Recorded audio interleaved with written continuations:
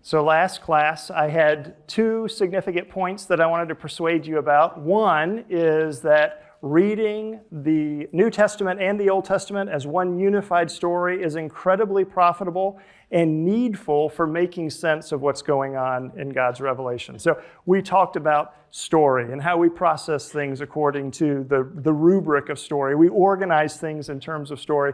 I tried to persuade you that you need to think in terms of story even to know how to make good and bad decisions, or to know whether a decision is good or bad, right? How to evaluate decisions of your life.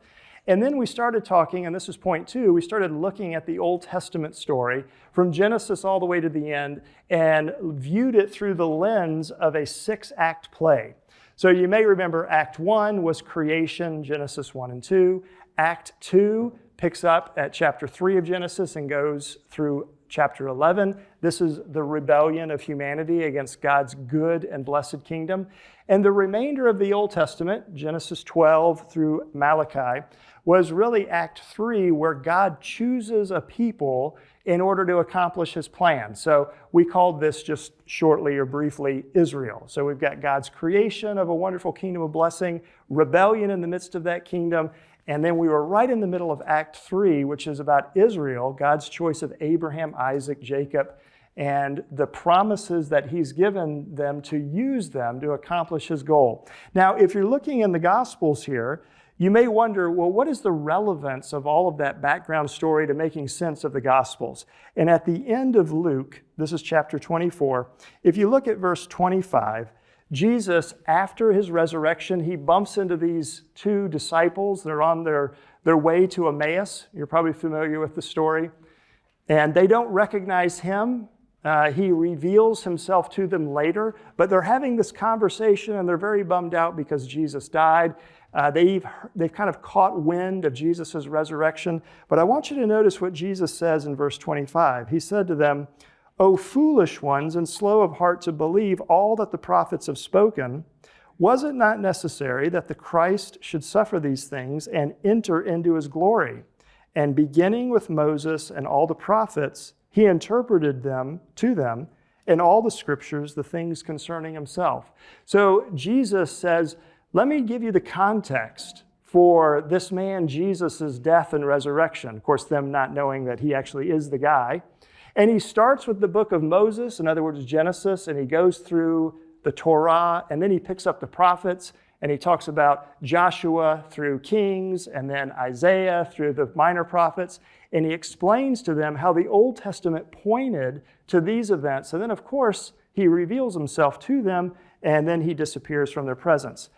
Let's keep going. Let's look at Mark chapter 1. We're going to see something similar in focus, even though it's very different in the details. Mark chapter 1. So Jesus says, even to Jewish people living in the first century, remember your Bible. Remember the Old Testament, because it's the Old Testament that laid the foundation for what I'm doing. If you're looking at Mark chapter 1, just look at verse 1. The beginning of the gospel of Jesus, the Christ, the Son of God.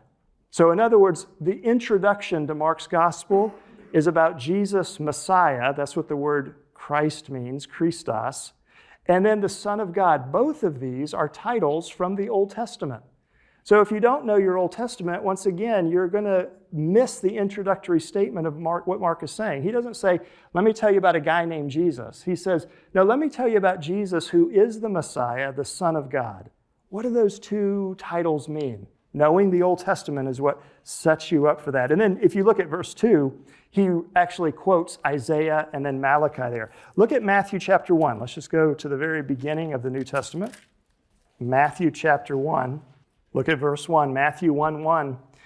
The book of the genealogy of Jesus the Christ, in other words, the Messiah, the son of David, the son of Abraham. Instantly, you are introduced or reintroduced to these characters, Abraham and David, these titles, the Christ.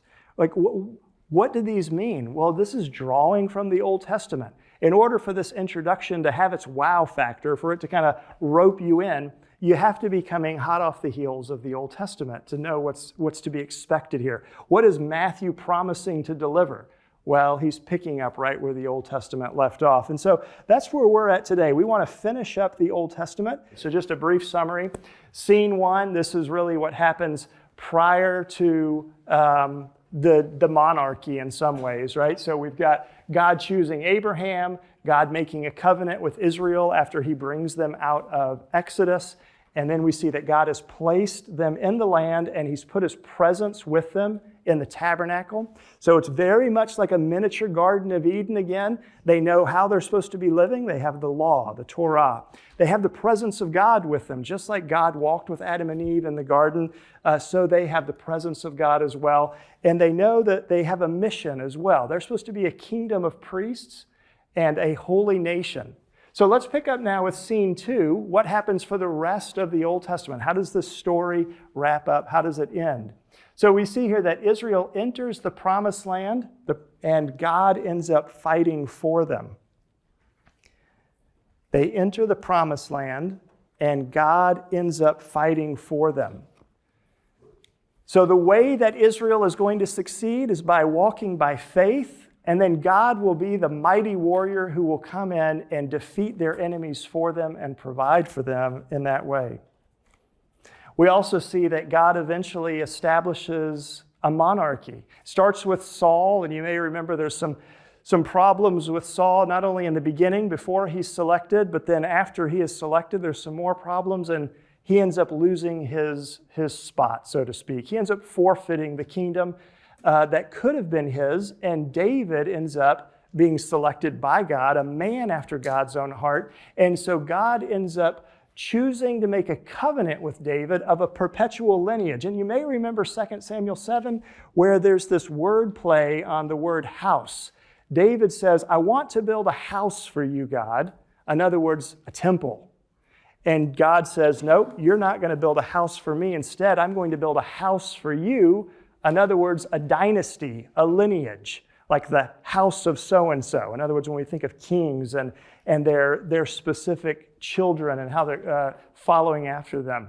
And so there's this word play on house, and we see that God makes a promise to David to say, you will always have someone who is able to sit on the throne. And of course, after Solomon comes along, then we've got Rehoboam. The kingdom divides in two, and it becomes the northern kingdom of Israel and the southern kingdom of Judah.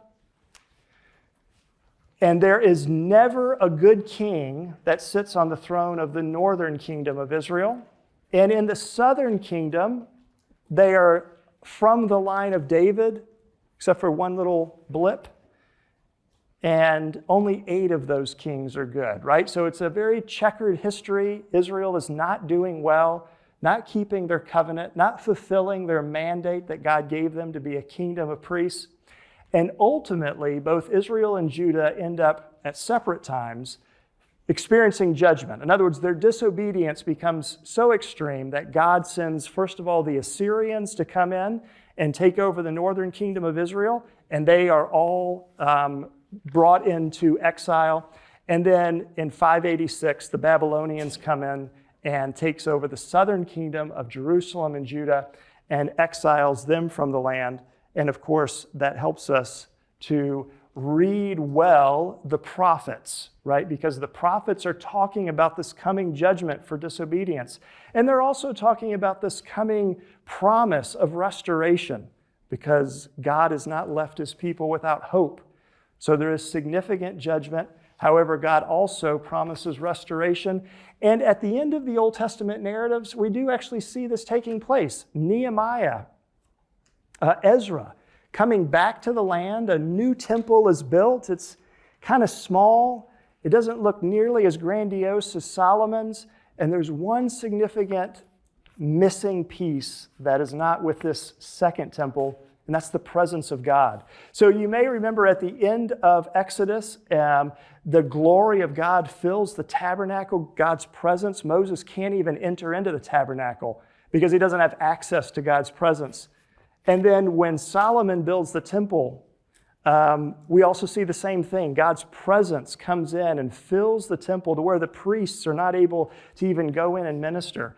And then the second temple is built, and in 516 it gets started, and there's no glory of God. In fact, the next time we really see the glory of God coming into the temple is when Jesus himself enters the temple. Pretty fantastic. So this brings us to the end of scene 2, exile and a little bit of restoration. Here's what we're going to be covering in this class. We're going to start with the interlude, and then Act 4 is the Gospels of the coming King. Act 5 is the mission of the church. This is the act that you and I live in. It's where our path crosses the biblical story. And then Act 6 is the return of the King, redemption completed. All right, well, when we think in terms of Isaiah and Jeremiah and Ezekiel and the book of the 12, these prophets are, of course, pronouncing judgment, and it's kind of a call to obedience on the people because they're living in idolatry, amongst other things, social injustice, an abandonment of the covenant. However, like I said, they don't just abandon the people fully, they preach also God's restoration. So when we talk about these prophetic expectations, it's kind of nice to have them in a short form that we can remember and draw upon them pretty easily. And I had a New Testament professor when I was in seminary who provided this nice 4-point alliteration. And so I'm going to share that with you because I've found it helpful over the years. One of the things that the prophets have predicted is that the children of Israel, the people of Israel, would come back to the land and that they would have the law written on their hearts. So the Torah written on their heart. In other words, they would be obedient. You may remember the new covenant as it's talked about in Ezekiel and Jeremiah. God promises that he's going to take out their kind of stony heart of flesh and give them this nice tender heart, one that's going to be obedient, sensitive to the Lord. And he's going to give them the Holy Spirit so that they can actually obey the commands of God, so that they can live in obedience. So the Torah will be written on their hearts. God also promises them land. He's going to bring them back to the promised land in fullness. In other words, they're going to have the borders that God has promised for them. They're going to be independent, not enslaved. So we'll talk a little bit about some of this history that's gone on, but when you think about Israel under King David, they were an independent nation, right? They didn't serve another nation. And then eventually the Assyrians came in and took part of them, and the Babylonians came in and took another part of them. And so they were under the rule of other nations. And so God has promised that they're going to come back. He's promised them turf. He's also promised them a Davidic king from the line of David. So they are looking for and expecting this one from the line of David who's going to be the Messiah, right? The anointed one, the one who's going to sit enthroned and eventually rule the entire world. And then the last one here is temple. The temple was destroyed by the Babylonians. And as the people were brought out of exile, like I said, they built a smaller version of the temple. In fact, if you go back and read Haggai, you may remember that the older people who were little kids before they went into exile, they remembered Solomon's temple. And now that they're coming back 70 years later and they're older people, they're weeping because they remember what the former temple looked like. And they're like, wow, this is just kind of a little postage stamp. Of course, the young people who had never seen Solomon's temple, they're cheering, they're super excited.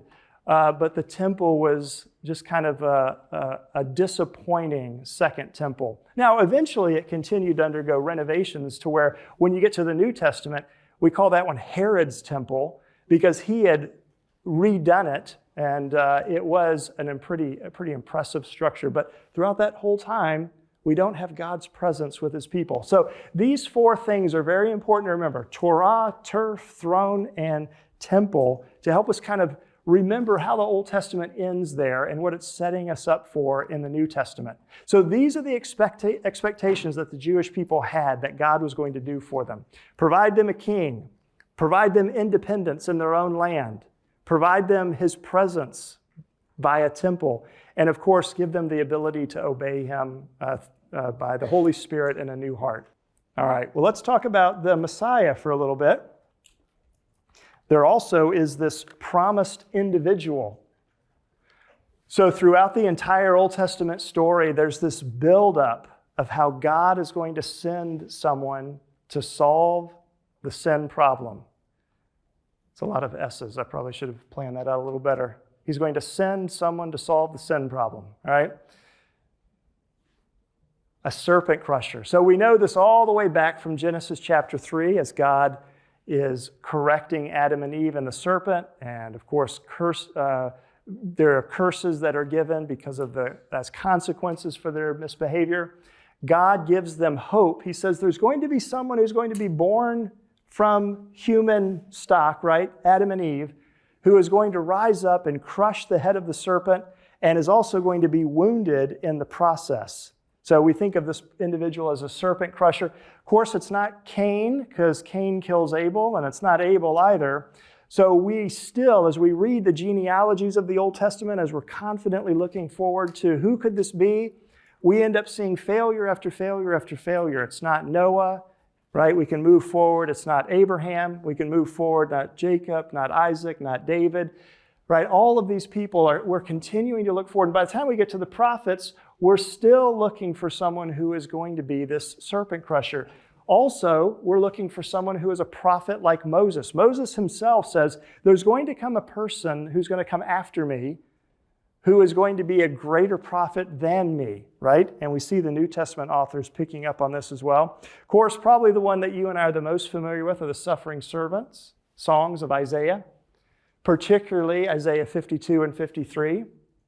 There will be an individual who will be crushed by God for the sin of the people. So we see this idea of an individual's death actually being in place of the group, the whole. The only time in the Old Testament that we have this clearly discussed. So Isaiah 52 and 53 are very important. We also see that there is a Son of Man who appears in Daniel 7. And to him is given the kingdom. So he is given this kingdom by God. And then throughout the Old Testament, and this is really in connection with the line of David specifically, we see that there are prophecies and promises about one from the line of Judah. Of course, David being from the line of Judah, and then we know the Davidic covenant makes us expect someone from his line to be the fulfillment of this. But all of this creates this mosaic. So does everybody kind of know what I mean by a mosaic? I mean, to me, one of the easier ways to think about it is when artists take different colored rocks or glass, right? And then they piece these together in this picture. And if you're looking too close at the artwork, you may just see a bunch of stones that are different colored. But when you step back, all of a sudden you realize, oh, they've built this landscape or this portrait, this picture that has all of this different colored material in there. That gives me kind of this picture, it's not a precise drawing, right? Because the pieces are not always uniformly shaped. This is what we get in the Old Testament as well. When we look at the pieces, we realize that there's all kinds of multiple colors and shapes and sizes, but they're all pointing towards this messianic figure, this mosaic. And then when we look at the New Testament, we see that Jesus is the one who meets the description of the picture of the Messiah. So when we talk about Jesus in the Old Testament, we want to be very careful here. I prefer to think of it in terms of the Old Testament as telling us what the Messiah is supposed to look like. And then when we see Jesus come along, we realize, wait a minute, he matches this mosaic. And so we read the Old Testament for one of the reasons is so that we can learn about this portrait, what it looks like, so we can connect the dots that way. So the interlude, right? We're not going to start the Gospels today. We'll probably get into Matthew on Thursday, just to let you know where the timetable is here. Now, this is probably one of those areas that if you grew up in the church, it's probably very foreign to you, but you've probably heard little snippets here and there. So, for example, the apocryphal books, right? Tobit and Judith. Anybody here grow up in a Roman Catholic or Greek Orthodox or Ethiopic church background? Okay? One. All right, so the rest of you have missed out, right, on this extra literature. Where did these books come from? Who was writing them? What was the purpose that they had? Well, we're not going to look at those books in depth, but it's important to know that the Jews were writing a lot of literature during this time, and we call that today by a couple different names, but the one that's the most familiar to you is probably Apocrypha, collection of books that are in some canons of the Old Testament. Probably a more practical set of questions that this lesson will help answer for you, though, is where did all of these institutions come from in the New Testament that are absent in the Old Testament? So, for example, the Romans, they're not in the Old Testament. Where did they come from? How did they become in charge of Israel? Why is it that so much of the Gospels literature is about the Jewish people listening to Jesus, but also Jesus interacting with Gentiles, including the Romans? And lo and behold, at the end of the Gospel, it's the Romans that crucified Jesus, right? Of course, clearly having been given to them by his own people. But who are the Romans? Where'd they come from? How about synagogues? Synagogues are all through Paul's letters and the book of Acts. There's no synagogues in the Old Testament. Where did they come from? How about the Pharisees and the Sadducees, the Hasmoneans? All of these different groups, they don't exist in the Old Testament, but somehow they came into existence during this time, this interlude, this between the Testaments time. Now, it's unfortunate that we usually think in terms of this time period as the silent years. You've probably heard that description used. I really don't like that because they are not silent at all. Now, it's true that there's nothing from this period that we look at and say, hey, this is part of our scripture.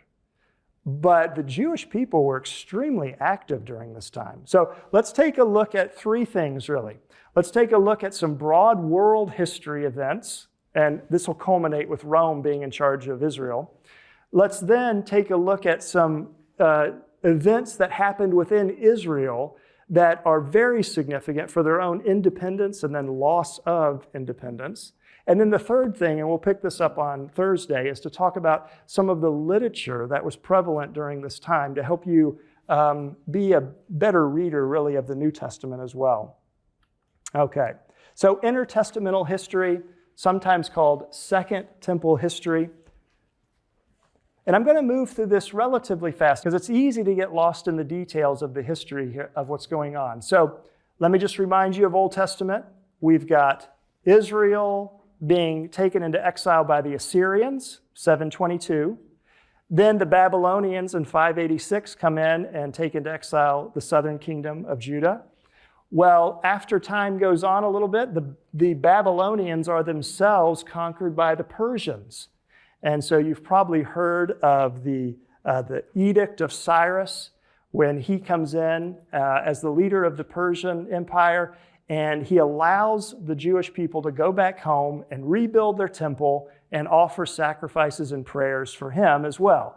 And so in 539 BC, the Jewish people are allowed to go back to their land under Persian rule. They're not independent, but they are able to rebuild and in some sense govern themselves a little bit within parameters, but rebuild their temple. So the Old Testament ends with the Persian Empire conquering Babylon and allowing the Jews to return to their land, rebuild Jerusalem's walls, and rebuild their temple. So all of this is at the very tail end of the Old Testament narrative, Ezra and Nehemiah. So although some Jewish people did go back to the land, the vast majority of them stayed in Babylon, Persian-controlled Babylon. They had spent the last 70 years building up homes and businesses, putting their roots down, making a living. And although they cared about their homeland, it wasn't a large amount of Jews that went back to the homeland. It was rough going back. There were dangers, right? You can read about some of those in Ezra and Nehemiah. Eventually, the Persian Empire was gutted and dismantled by the Greeks. Now, I hesitate to say Greek Empire because there really was no unified Greek Empire. What we have is Alexander the Great, who is actually not Greek, he's Macedonian. So it gets a bit confusing here. Don't let that throw you off. We usually think of Alexander the Great as a Greek. It's because he unified the city-states of ancient Greece, and he created an army. And I'm going to show you a map here in just a minute to kind of give you a little bit of geographic space here. But he ended up coming into Asia Minor and systematically gutted one of the largest empire that had existed, right? Bigger than the Assyrians, bigger than the Babylonians, the Persians had a lot of space here. Now, before Alexander was able to get back home, he ended up dying. And so his empire, and I'll say that in quotes, ended up being divided by his generals. Two of these generals ended up fighting over Israel, and I'll show you where they were at in the map here in just a second. So Alexander the Great systematically conquers the Persian Empire. Got a map here to help us out. So just in case your ancient geography is a bit fuzzy, right? We've got Israel right here, and we've got Greece way over here. Macedonia is where Alexander the Great's from. So you can probably barely follow this dotted line here, but you can see he leads his army through what we now call Asia Minor, comes down here to Israel, goes over here to Egypt, and right here is the city of Alexandria. He builds this city, names it after himself, right? Comes back through here and continues to go through Asia, right? And gutting, this entirety is the Persian Empire. They're incredibly wealthy, incredibly influential. And he gets all the way to India, way over here, when his men finally say, enough is enough. We've got enough gold and valor. We need to go home. And it's here that you've probably heard tale, Alexander wept, right? Because there were no more kingdoms to conquer. But anyway, they were on their way home and he ended up dying. But all of this became Greek territory in some ways. Now, two of Alexander's generals ended up taking pretty large sections of land here. So one of them took North Africa and Israel. So this is where we get the Ptolemaic empires, spelled with a P, right? P-T-O-L, right? Ptolemaic. So if you saw that in your reading, that's what we're talking about right here. And then the other general took this area here, the Seleucid Empire, and right between them is Israel. So Israel becomes this kind of football that gets fought over as these two generals are continuing to consolidate and gain strength one over the other. Alexander's conquests ended up bringing the Greek language and culture to Asia.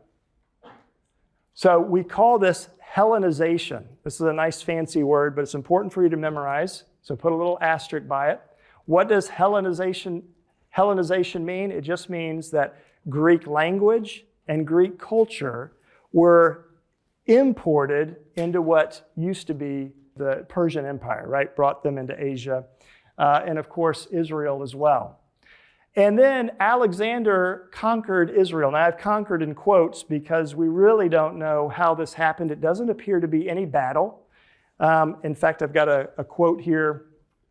The Samaritans and the inhabitants of Judea voluntarily switched allegiance from Persia to Alexander, and apparently were left virtually undisturbed. So as Alexander is passing by Jerusalem, it appears that maybe he was met outside the gates and the Jewish leaders were like, hey, we're with you. And he said, good, you're with me, pay your taxes, that's good. And then he moved on. Like there was no battle, there wasn't anything dramatic here. They just flip-flopped from Persian control to Greek control to Alexander's control without much incident. So at the end of Alexander's life, his empire is divided into the hands of his generals. So this is just setting some stage. Why is the New Testament written in Greek? Because Alexander brought the Greek language to everywhere that Paul and the apostles were going. All right, a brief Jewish independence. The Hasmonean period. When Antiochus IV came to rule the Seleucid Empire. All right, so keep these names in mind, right? We now have talked about the Seleucid Empire and the Ptolemaic Empire, northern Egypt. Eventually, the Seleucid Empire gained control of Israel. Remember, I told you it was like a football passed back and forth. And one of the rulers of the Seleucid Empire Antiochus IV, when he came to rule this empire, he attempted to eradicate Jewish distinctiveness. Now, he's not a sympathetic character. I don't really want us to be sympathetic to him, right? He's a bad guy through and through. But I think we can be sympathetic to his motives as a ruler, right? Here he is, he's got this empire, and he's got a group of people that are kind of doing their own thing, worshiping their own God. They've got their own rules about how life works and right and wrong. And he wants everybody to be kind of on the same page and unified, probably for political and tax reasons, right? All of this would be very beneficial. So he comes in very heavy-handed and he says, look, everything distinctive about the Jewish people we're going to put a stop to. So he tries to force the Jews to conform to Greek customs. In other words, he tries to Hellenize them more than they already are. And in the process of that, he did some very offensive things to the Jewish people. He looted the temple. So remember, the temple had a storehouse with finances, gold and silver and wonderful objects. And he needed money. Things were not going well for Antiochus financially. He also killed many Jews, and he targeted them on the Sabbath when they would not fight back. I mean, that's just dirty pool right there, right? Taking advantage of I guess you could praise him for his strategy, but from a Jewish perspective, this is a horrible tragedy, right? He also outlawed them being able to read the Torah, worship on the Sabbath. He outlawed circumcision. All of these things were, of course, Jewish markers. It was their identity. It was who they were. And he was trying to get them to assimilate into Greek culture. Now, I want you to understand, before this time, the Jewish people were actually assimilating into Greek culture. They were moving in that direction. They spoke Greek, not all of them, but many of them. Particularly the upper elites, the wealthy people, had interaction with Greek culture all over the place. Their children went to Greek schools as well. So I don't want us to think in terms of Israel as being isolated, having no input from the rest of the world. No, they did. But Antiochus is coming in to remove these hurdles that he sees to them being completely Hellenized. Now, one of the ultimate things he did is he actually goes into the temple and he offers a pig, of course, this notorious unclean animal from the law, and he offers it in the temple. Not only that, but it is an offering to the pagan god Zeus. Now, before this moment, just think in terms of Old Testament. Were the Jewish people anti-Gentile or pro-Gentile? Let me give you the answer. Very pro-Gentile. How do we know this? Seems like every page of the Old Testament, they're running after foreign gods. Did they hate the Gentiles or did they love the Gentiles? I mean, they seem to want to be like the nations. That's what God constantly condemns them for. You should be loyal to me. There should be distinction from you and the Egyptians and the Assyrians and the Babylonians, but you keep running after these foreign gods, and that's why I'm sending you into exile. But at this point in Israel's history, they actually have the beginnings here of the anti-Gentile movement, right? Not all of them, but you can imagine the work that Antiochus did. It just created such deep-seated mistrust of Gentiles, and in some sense, hatred of Gentiles, that it created this significant, not only political, but racial problem as well. And we see this in the New Testament. Even as the gospel comes to Jews and Gentiles, what do we see? We see that in the book of Acts, the Jewish Christians are stunned that Gentile Christians are going to have the same place that they do. So you can see where the implications of this continue to move forward. So because of Antiochus' actions, the Jewish people generally turned against Gentiles and viewed them as hostile to their law and way of life. All right, so what happened as a result of this? Well, there was rebellion that began. We call this the Maccabean revolt. So that's 167. And the Hasmonean family ended up ruling until about 63 BC.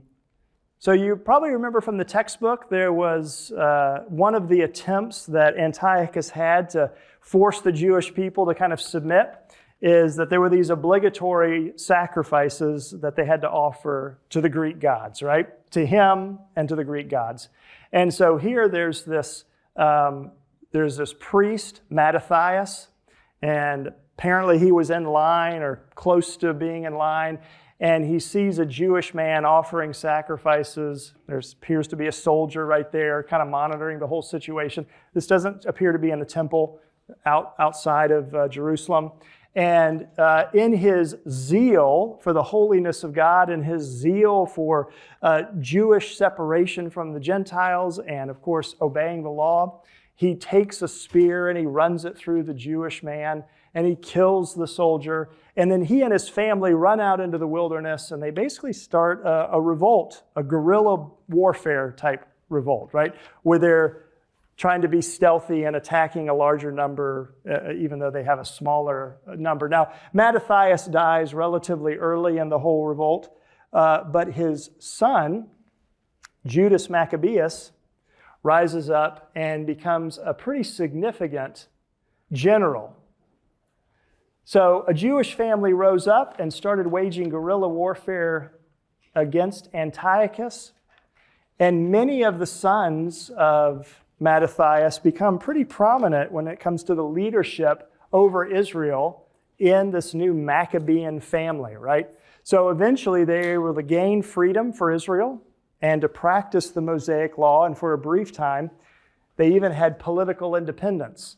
Hanukkah, right, which we kind of associate with Christmas, but for the Jewish people, right, Hanukkah is the celebration of independence during this time, the Maccabean revolt, but more specifically, it's the celebration of the cleansing of the temple. So the temple, because a pig had been offered on it, was defiled now. Because a Gentile had basically trampled all over the place, it was defiled now. So this idea of ceremonially cleansing the temple so that right ritual, right observance of the covenant can be done is all part of this celebration of Hanukkah. And so they have the lighting of the candles, because there's a legend there that they really didn't have enough of the oil to keep the lamps lit.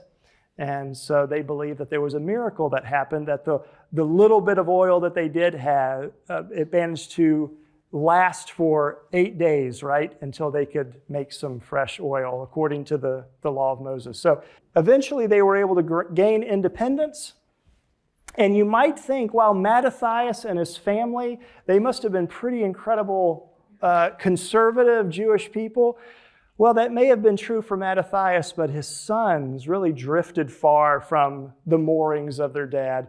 In fact, eventually, as brother ends up dying and being replaced by other brothers, and the historical kind of genealogy here gets a bit complicated. I don't think we need to go into the details. Eventually, though, what I want you to know is that this family, right, the Hasmonean family, the Maccabean family, you can use either title here, were known as the Hasmonean. They began by resisting the Hellenization of Judaism. In other words, they fought against this Gentile influence that was attacking them worshiping God. But after a few generations, they actually became wholeheartedly Greek. They were vying for other national interests. They really had given up on their Jewish identity, except for maybe lip service would be the only thing we could say. So you can imagine the excitement of the Jewish people. Here they are under Seleucid control. They have an evil bad guy on the throne who's forcing them to give up the things that they want to do. Then they have God raising up, apparently, the Maccabean family who fights for them. They get independence. This sounds fantastic, doesn't it? You can imagine Jewish people thinking, wow, this must be the promised king, or is this the promised king? Is this the Messiah we're looking for? You can imagine all of those questions come back. He purifies the temple, or eventually the temple gets purified. All of these things are wonderful.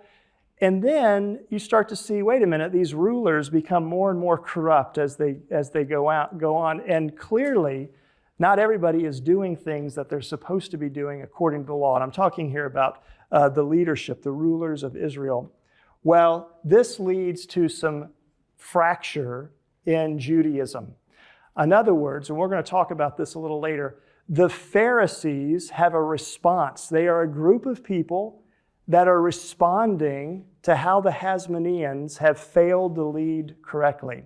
The Sadducees are a group of Jewish leaders, particularly, that are responding to how the Hasmoneans have ruled. There's another group, the Essenes. They're responding to how the Hasmoneans have ruled. And so because of this, by the time we get to the New Testament, these groups of different perspectives are now throughout Israel, right? And they're well known, they're articulated. You can tell the difference in the beliefs one from the other. All right, well, eventually the Hasmonean independent rule of Israel comes to an end. They end up inviting Rome basically to come and help them arbitrate an inter-family argument about who's going to be king and high priest. And Rome says, well, I think we'll just take your money and take over as well, which is exactly what happens. So in other words, instead of the Hasmonean brothers who were arguing and squabbling over rule of Israel, one of them winning, Rome just comes in 63 BC and says, we're going to take it all. So of course, this is before Jesus is born, but this is how the Romans come into play here. So the Romans end up superseding these Greek empires, Seleucid Empire, Ptolemaic Empire. They become increasingly stronger and eventually end up taking over the Mediterranean. Now in 63 BC, the Roman general Pompey, he conquered Israel, and then he actually went into the Holy of Holies to see what was there. Probably made curious by rumors within the Gentile world, Pompey forcibly entered the Holy of Holies in the temple. To him, the act was nothing more than exercising the privilege of a conqueror. To his surprise, he found it empty. The Holy of Holies is empty, right? To the Jews, his action represented the ultimate sacrilege. They did not soon forget, and the incident initiated the atmosphere of mistrust, misunderstanding, and hostility that was to mark future Jewish-Roman relations. So remember I said earlier that when Antiochus came in and did all these things, that kind of stirred up this anti-Gentile foment, right? Everybody's like, no, it's the Gentiles versus us, so we got to stand our ground. However, when Pompey comes in and does what he does, that really focused a lot of that on the Romans in particular. And so this is why you can see that anybody associated with Rome and its governance of Israel was despised. For example, tax collectors. You can see now in the Gospels why they were looked down on, because they're collaborating with the enemy who literally trampled the holy space of God. Now, who can tell me why Pompey wasn't struck dead when he went into the Holy of Holies? Because his presence was not there. Remember, this is the second temple. The presence of God had never returned to that particular geographic place. Now, of course, we believe God is omnipresent, but the tabernacle and temple were a special presence that Israel had of God. Part of their identity was having God in their midst, and that was gone after the exile. So the Jews ended up rebelling against Rome in the first century. Now, I don't have a bullet point in there about Jesus' life, but I want you to know between number 1 and 2, Jesus lived and ministered and died. We believe Jesus' crucifixion was 30 or 33 AD. Either one of those years is our top 2 contenders for multiple reasons. And of course, he died and rose again and ascended into heaven shortly after that. So the Jews ended up, the tensions between the Jewish people and the Romans ended up continuing to ratchet up and become messier and messier. You actually have groups of Jewish people who are aligning themselves with the Zealot movement, which one of the disciples was. And these zealots begin to start attacking and killing Jewish sympathizers and Roman officials. They start to assassinate them. And so what does Rome do in order to kind of squash this growing rebellion? They send in troops, and things continue to get more and more oppressive. And it ends up, there's a war that breaks out. So Israel tries to overthrow its Roman shackles from 63 AD to 70. Hopefully we all know how this ends. Even the textbook, if you didn't highlight that, you're going to want to do that. In 70 AD, Rome came in and destroyed the temple and gutted Jerusalem, right? Didn't destroy the city yet. That'll happen a little bit later. With a second Jewish rebellion. So the Jews continued to think in terms of independence and trying to really cause God's promises to come into being. In other words, putting them back in the land independent, having a temple where God's presence is, Davidic king, all of these things that we just talked about. But eventually in 135, that rebellion was squashed as well. The Bar Kokhba rebellion in 135. And Jerusalem was even further destroyed here, and it was made illegal for Jewish people to actually go into Jerusalem. The name of Jerusalem was changed to a Roman name, and so almost in every sense of the word, Israel did not politically exist, right? Jewish people were scattered all over, including in the land of Israel. And it's not until 1948 that we see the Jewish people living in their land as an independent nation once again. So significant history that's happened there. So one of the last holdouts here when we think about the Jewish rebellion is at this place called Masada. Now, of course, this is a recreation. This is one of Herod's summer homes when he was around. But eventually a group of Jewish rebels, we'll just use some Star Wars imagery here, right? The rebels had kind of encamped here in the wilderness right next to the Dead Sea, and they were using this as a base of operation. And so I had the privilege of going there actually with a Cedarville trip at the end of 2019, right before COVID shut everything down in 2020. And so you can see here, this is the hike to kind of get up to the top. Thankfully, we took the sky boat gondola, we took that as an easier way to get up. But you can see here the view from the top. That's the Dead Sea over on the side, the shrinking Dead Sea over by the side. Over here, we've got all of these storehouse rooms and ruins from Herod's vacation home where he would be there. Of course, it had this wonderful bathhouse and a library and all of these other things that he was able to enjoy. In your textbook, it has an aerial view of this, and you can actually see the ramp that if you go back and look at the picture in your textbook, you can see the ramp that the Romans built. As they surrounded Masada, they built this ramp so that they could walk up there and kill everybody in it. And you may remember that Masada is kind of famous because instead of the Jews fighting at the end or turning themselves in, they all committed suicide, right? So this is viewed in Jewish kind of history as a very brave thing that they did, which is maybe a bit counterintuitive to some of our values here, but they committed suicide. In other words, they died on their own terms, but that was the end of really the rebellion there.